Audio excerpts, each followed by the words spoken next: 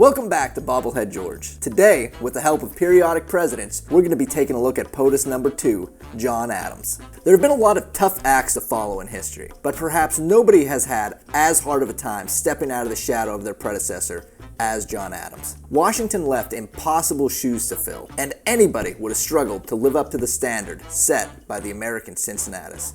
If we take a look at John Adams' cell, you can see that it is orange. This signifies that he was a member of the Federalist Party. Other notable Federalists include Alexander Hamilton, John Jay, and John Marshall. John Adams was the first president to be a member of a political party and the only Federalist to ever become president of the United States. The number 2 in the top center indicates that Adams was the second president. The number 1 on the top right of the cell indicates that Adams was elected once to the presidency. The bottom of the cell displays the years he was president, from 1797 to 1801. The 1796 presidential election was the first in United States history featuring 2 members of opposing political parties. John Adams ran as a Federalist, while Thomas Jefferson ran as a Democratic Republican. Adams, winning the most electoral votes, became president. However, his running mate, Thomas Pinckney, would not be elected to the vice presidency. As the Constitution laid out, the person with the second most electoral votes would become vice president. In this case, Thomas Jefferson.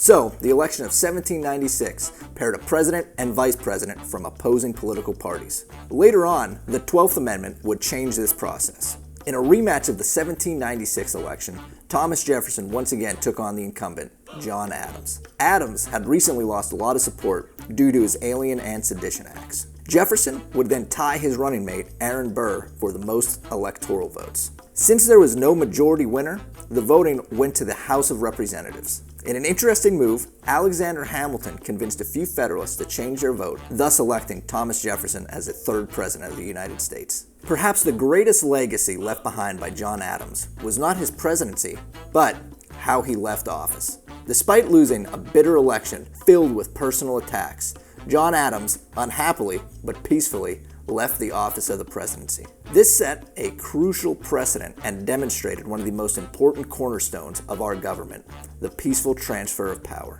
Following his presidency, John Adams returned to Massachusetts with his wife Abigail. Adams was a prolific writer and eventually patched up his relationship with former friend turned rival Thomas Jefferson.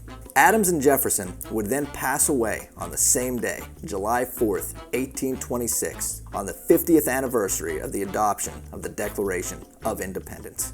If you want to learn more about the presidents, presidential elections, the Constitution, and so much more, check out Periodic Presidents at periodicpresidents.com. To make sure you don't miss out on more original history content, click up here. And to see the previous president, click down here. We'll see you next time.